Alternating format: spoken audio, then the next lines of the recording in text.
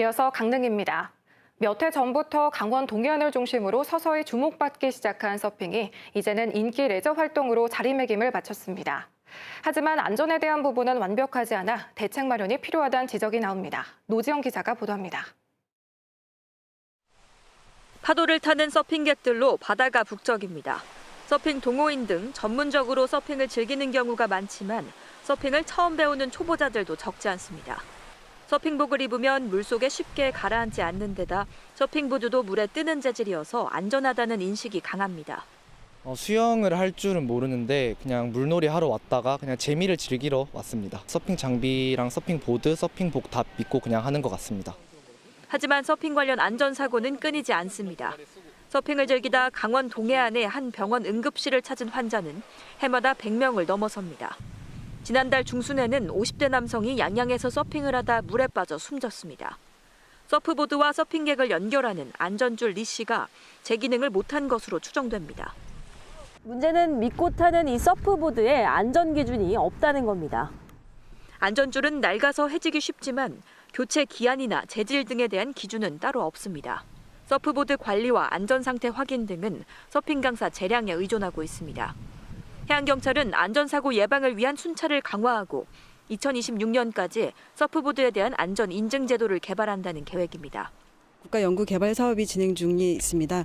향후에는 기구를 수입하고 제조할 시 일정 안전 기준에 따라 KC 인증을 받은 기구를 사용토록 등록 기준을 강화할 계획입니다. 강원 동해안을 찾는 서핑 인구는 연간 50만 명 이상으로 추산됩니다.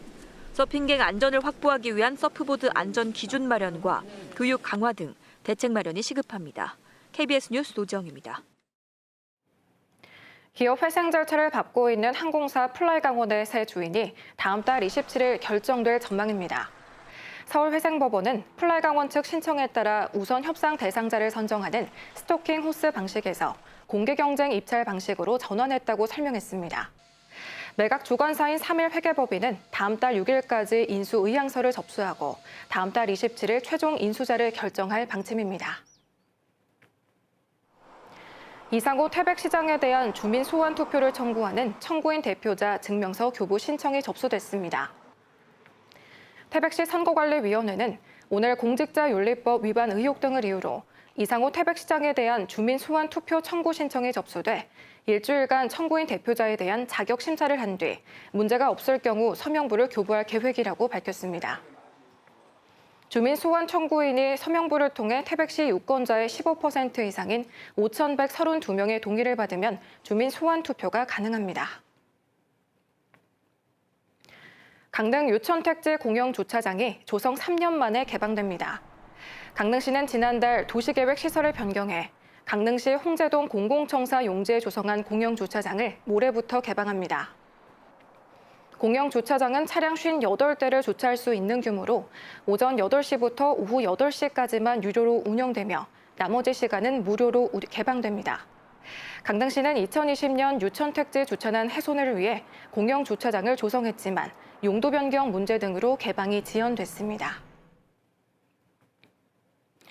삼척시가 사업비 173억 원을 들여 교동국민체육센터 인근에 수영장을 신축합니다. 수영장은 연면적 3,141제곱미터, 지하 1층, 지상 2층 규모로 50m 레인 8개를 갖출 예정입니다. 삼척시는 2025년 삼척에서 열리는 강원도민 체육대회 전 준공을 목표로 내년 상반기에 공사를 시작할 계획입니다. 지금까지 강릉이었습니다.